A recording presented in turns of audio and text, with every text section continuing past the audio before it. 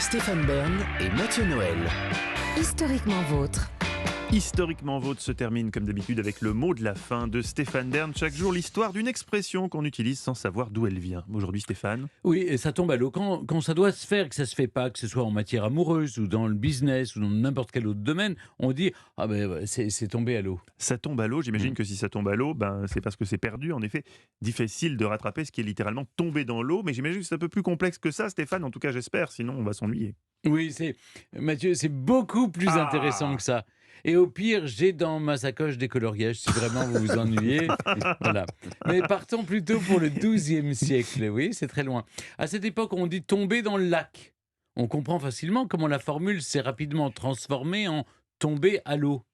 Mais là où il y a une petite astuce, c'est que le lac n'a rien à voir avec la grande étendue d'eau près duquel vous êtes né. Ce lac vient du latin laceus, qui évoque le lacet, bref, le nœud coulant. Comprenez, le piège. Tomber dans le lac, c'était donc tomber dans le piège. D'ailleurs, petite info, totalement inutile et sans intérêt, Voilà. mais que je vous avais promise, on ne prononçait pas lac à l'époque, mais là. Bon, je vous avais prévenu, c'est sans intérêt. Quoi qu'il en soit, que ça tombe à l'eau ou que ça tombe dans un piège, dans tous les cas, c'est l'embarras et la misère. C'est la situation dans laquelle on se retrouve quand tout périclite. En anglais, aujourd'hui, on dit toujours « fall in the water ». Je ne traduirai pas, c'est inutile.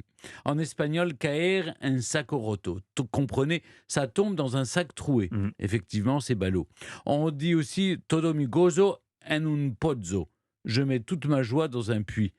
C'est pas malin non plus, parce qu'on ne pourra jamais la récupérer. Chez nos amis néerlandais, on dit qu'une affaire tombe dans les douves. Et au Portugal, c'est dar em água de barrel, ça tombe dans l'eau de la cuvette.